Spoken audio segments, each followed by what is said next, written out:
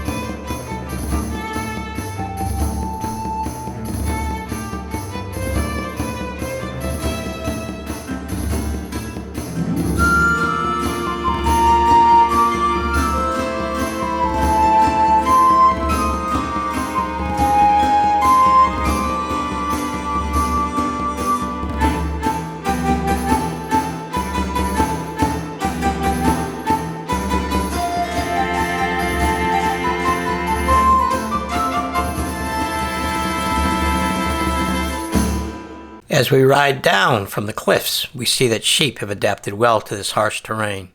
We pass stacks of peat logs that are still used for heating, like in the stove back in the Visitors Center Cafe, where stew or soup is a good selection on a brisk day like this.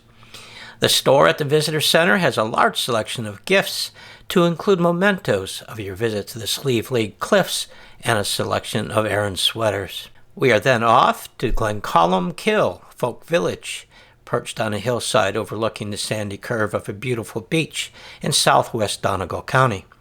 The Folk Village Museum was the initiative of a dynamic Donegal priest, Father James McDyer.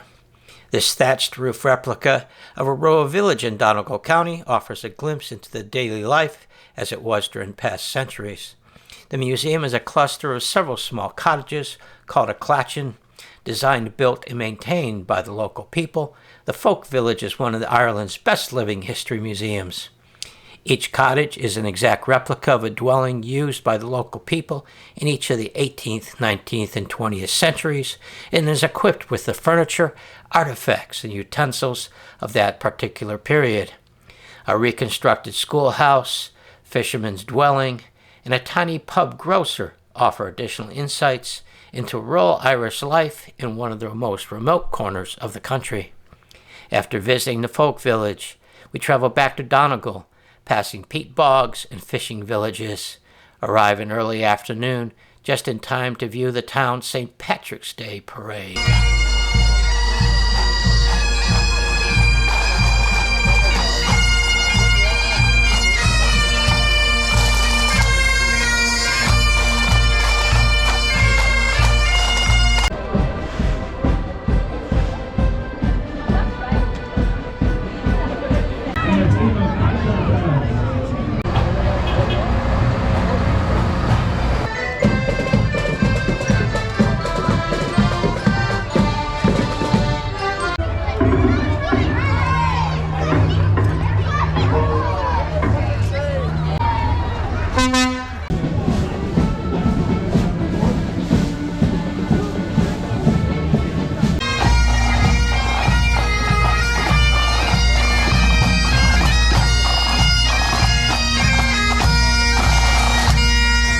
The next morning, we depart Donegal in the Republic of Ireland and re-enter Northern Ireland in the town of Enniskillen.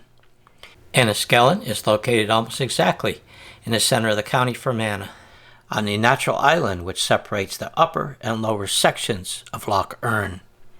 Enniskillen is home to a population of approximately 11,500, by far the largest town in the county. The town's oldest building is Enniskillen Castle, built by Hugh Maguire the Hospitable in the 1420s. Today, Enniskillen Castle is host to the County Museum, which focuses on the county's history, culture, and natural history. Exhibits include areas prehistory, natural history, traditional rural life, local crafts, and pottery, and the history of the castle. It also contains information on the Maguire family. The castle also contains a large collection of military displays, to include history of the military campaigns of the Royal Enniskillen Fusiliers and the 5th Royal Enniskillen Dragoon Guards. Our next tour is Devenish Island to see the ruins of an ancient monastery. Devenish, meaning Ox Island, is an island in lower Lough Erne. To get there, our bus driver Noel navigates down a dirt county road and is a short walk to the Trory Dock. It is a brisk, somewhat overcast day, but that didn't seem to matter to this dog, who only cared about retrieving a stick. At the dock, we are greeted by Bride and Claire from Erne Water Taxi. It was a short ride out to the island. Aligned roughly north-south, the island is about 1¼ miles long and 2/3 of a mile wide. The island is the site of an early Christian monastery and round tower. It is historically associated with Saint Molaise, who is reputed to have founded the monastery in the 6th century. At one point, there was up to 1,500 religious scholars at Devenish. The settlement, which was raided by Vikings in the 9th century, was burned in 1157.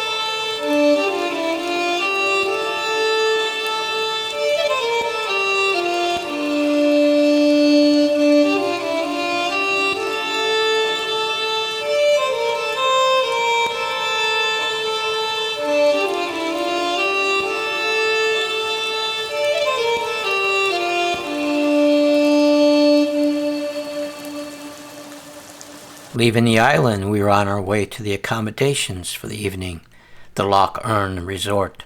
At 600 acres on the bank of Lough Erne, this property is foremost a 36-hole golf resort with one of its courses designed by legendary golfer Nick Faldo. Additionally, Rory McIlroy was the touring professional here for several years earlier in his career. The resort also hosted a 39th G8 summit attended by President Obama and other world leaders. I will say that our room was the most spacious accommodation on our tour of Ireland. Too early for dinner, we decided to go on a walk around the resort property.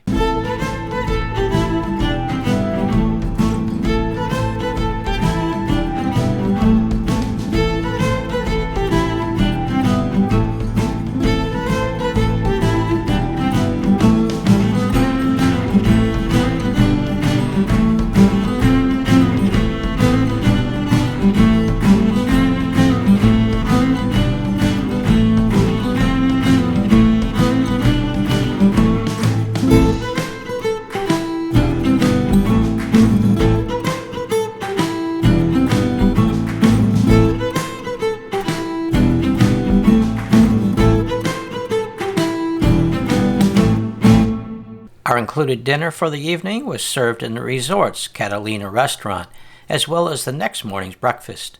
Something I would recommend doing on your own is get up early in the morning and venture to the back side of the resort bordering the Faldo golf course. There is Reed's Bridge.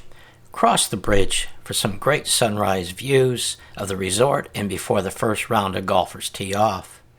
A little fog will add to the effect. Plenty of swans and other waterfowl will enhance the ambience and provide for some great video and photos. We then depart the resort on our way to the next destination, the city of Galway. arriving at our next 2-night accommodations at the Connacht Hotel. It is too early to check in, so we drop our bags, and the tour group heads into the city center, where we are given some free time to explore.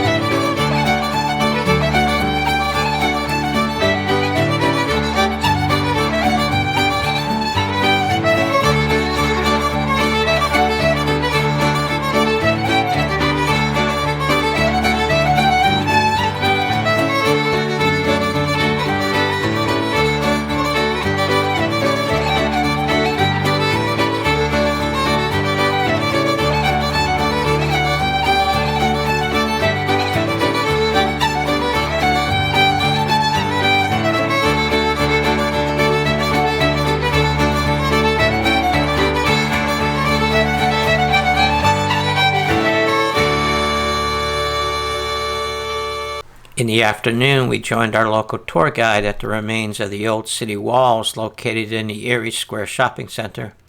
Back in medieval times, Galway City was enclosed by an impressive stone wall built by the Normans to protect its citizens from external attacks.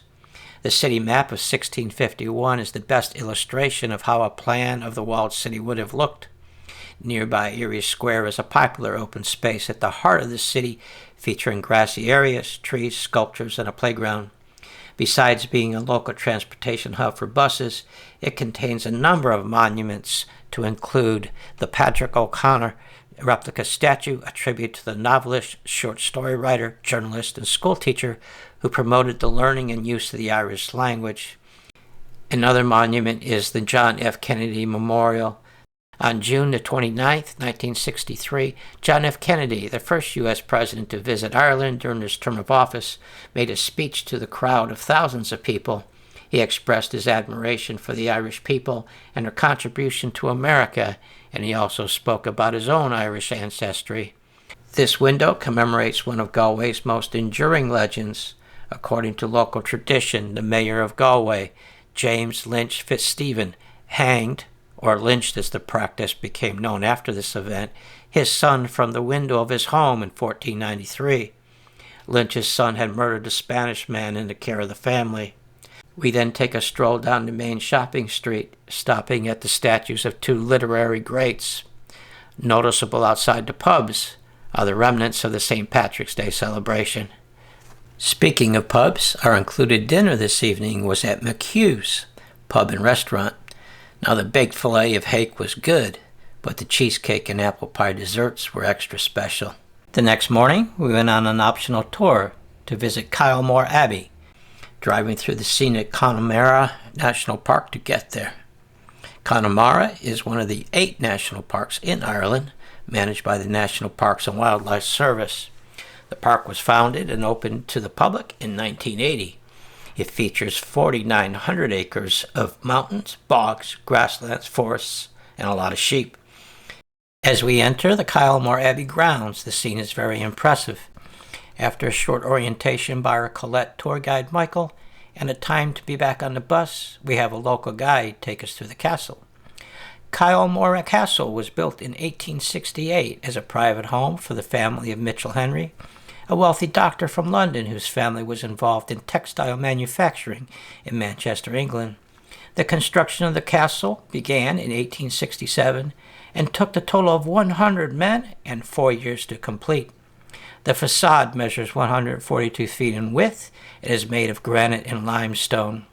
The castle covered approximately 40,000 square feet and had over 70 rooms, with a principal wall that was 2 to 3 feet thick. Mr. Henry moved to Ireland when he and his wife Margaret purchased the land after having traveled there on their honeymoon in the mid-1840s.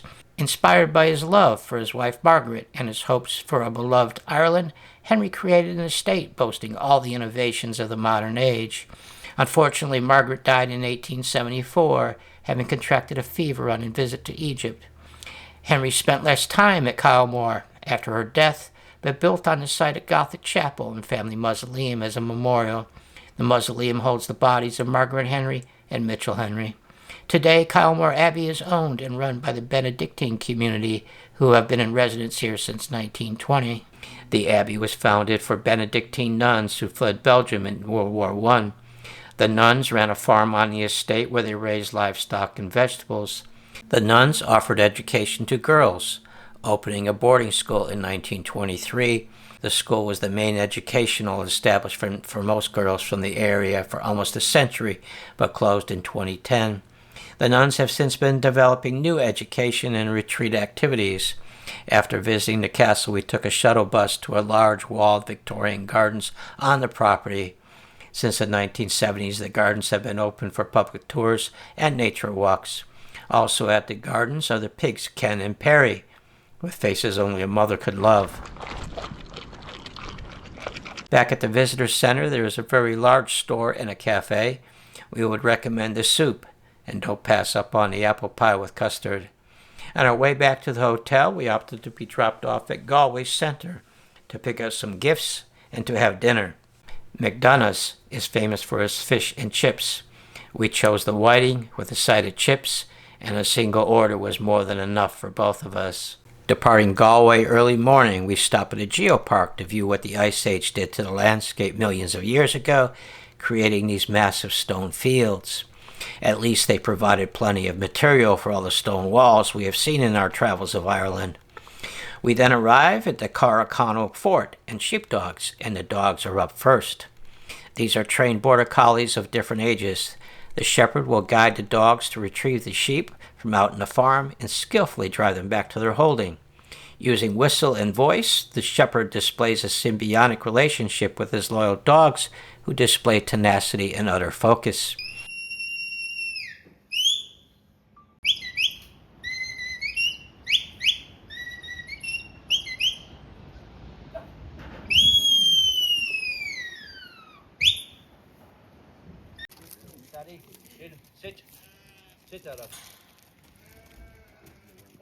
After the demonstration, the shepherd explains the various breeds of sheep, while the dogs keep a watchful eye, and baby lambs are available for cuddles.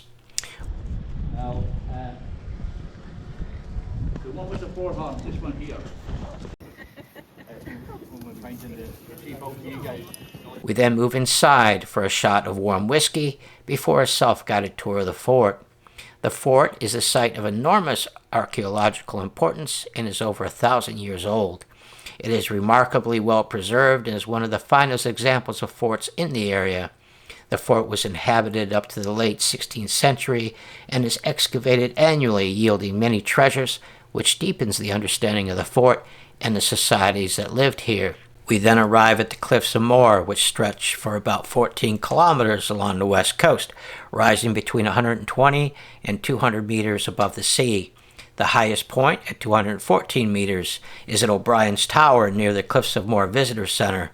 With over 1.5 million visitors a year, they are the most popular tourist attraction in Ireland.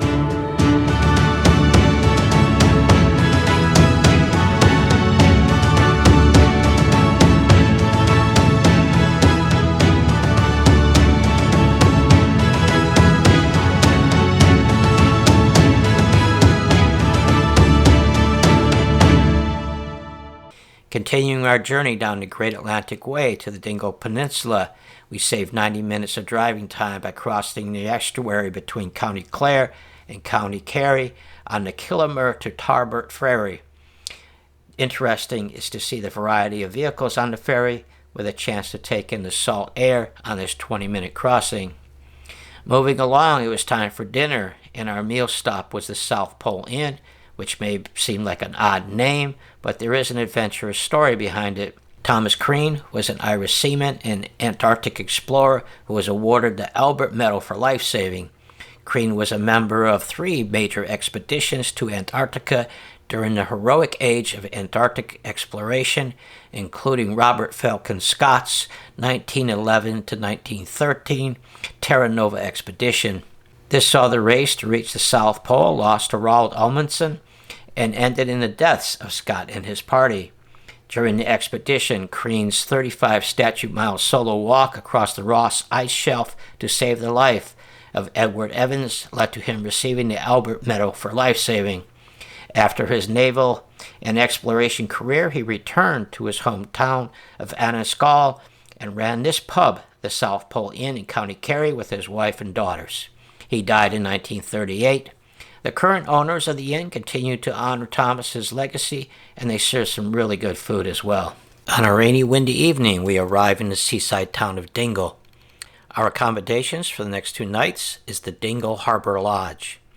The morning included a group bus tour of Dingle Peninsula, and while anticipated to be beautiful, Jennifer and I opted to stay in town for a hawk walk with Kingdom Falconry, which was a short stroll from the lodge. So these are lovely Caherconnell there. So I'm going to give you guys these gloves here. Okay. Intended. So I'll get those to you there. Because he used to love to bother his sibling there. Jackie would love to just go over to the aviaries and squat. Plenty of siblings inside, and he always loves to go bother them.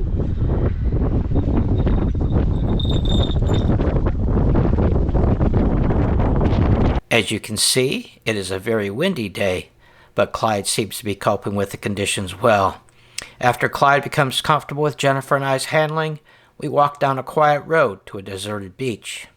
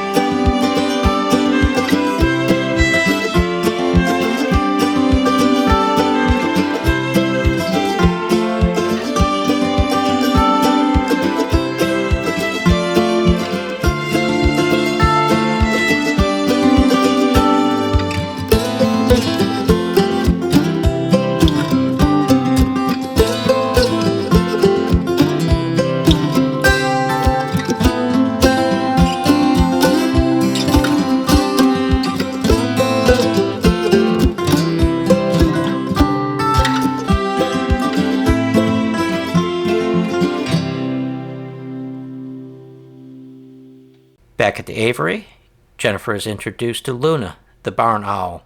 In Jennifer's opinion, owls are the most striking of the bird species, and I would have to agree with her, as we are introduced to the rest of the owl family in the aviary, along with a very large golden eagle.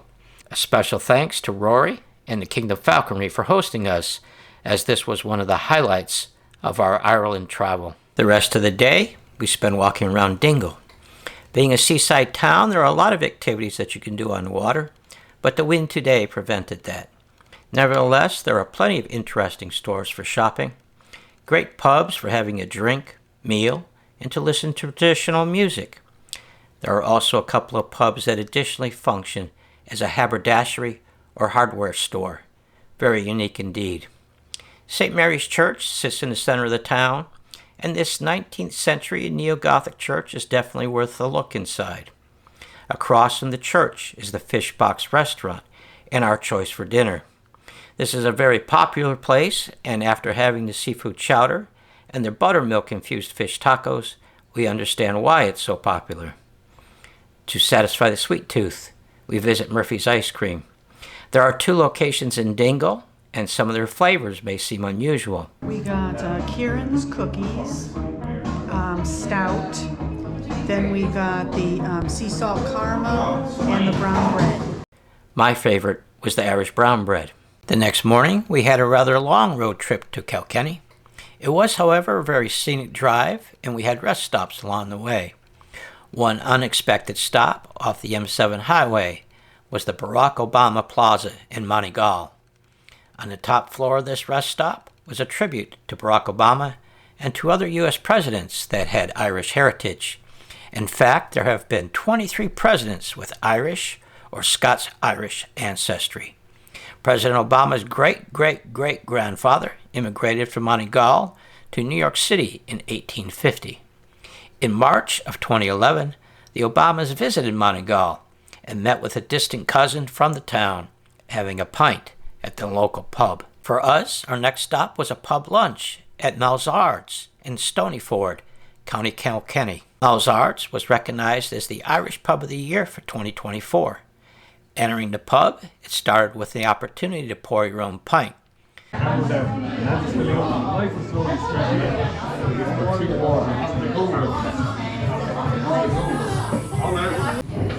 up to the very top, okay?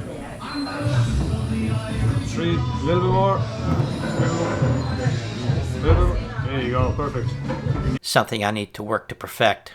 We then had a hurling demonstration out in the back with a chance to demonstrate basic skills. Some in our group caught on rather quickly. Oh, look at you!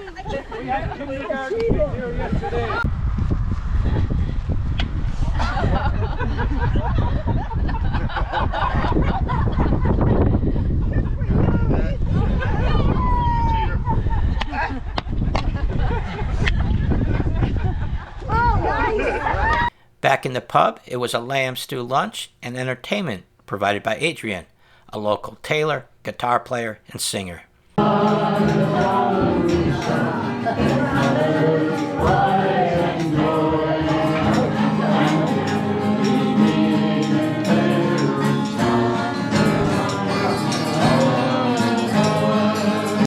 Adrian successfully incorporated the tour group into the songs to include Jennifer in the singing of the Fields of Athenry. Our love was on the wings. We had dreams, songs to sing. It's a story of the fields of Athenry.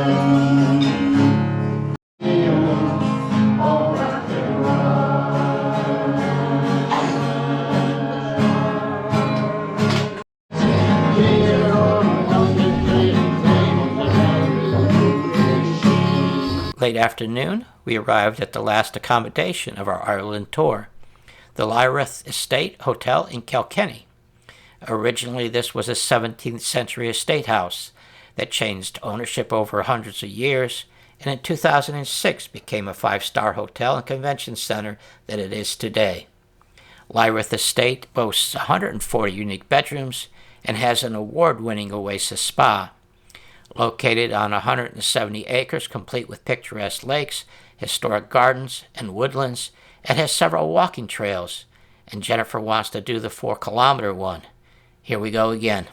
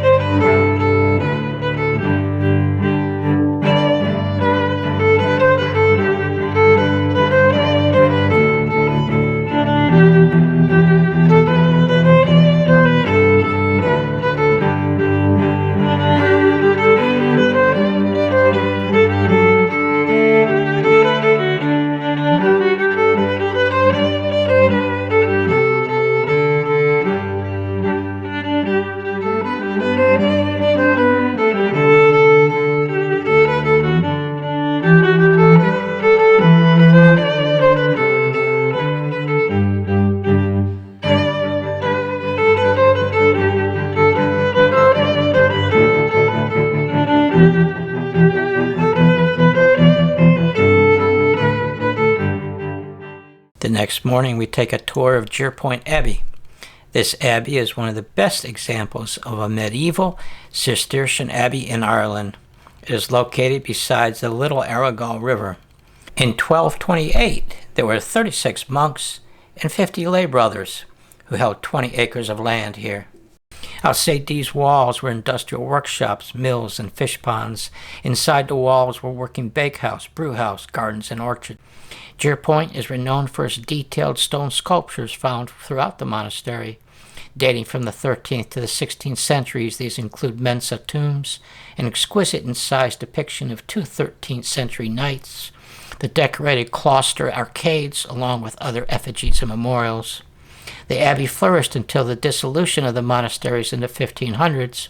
Also referred to as the suppression of the monasteries was a set of administrative and legal processes between 1536 and 1541 by which Henry VIII disbanded all Catholic monasteries and convents in England, Wales, and Ireland, seized their wealth, disposed of their assets, and destroyed buildings.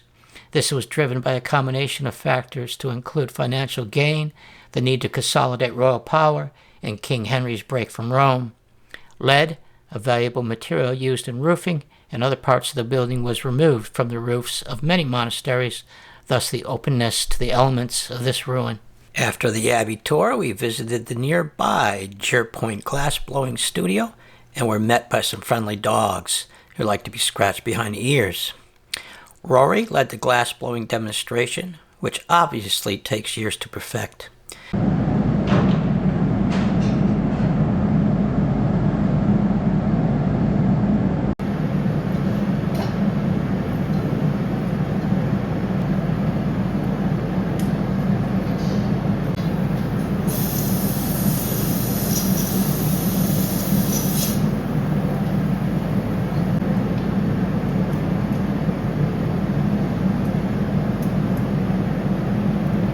Jennifer then picked up a piece of glass jewelry from the gift store. It was then on to the city of Kilkenny. Built on both banks of the River Nore, it is home to historic buildings such as the Kilkenny Castle, two cathedrals, and has plenty of dining and shopping opportunities.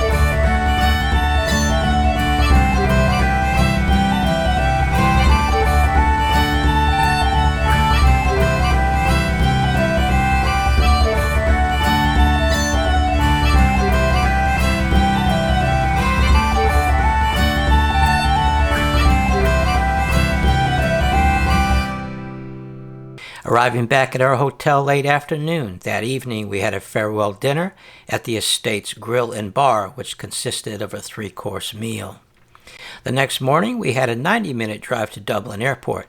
Check-in was seamless, and interestingly, we processed through United States Immigration and Customs at the Dublin Airport.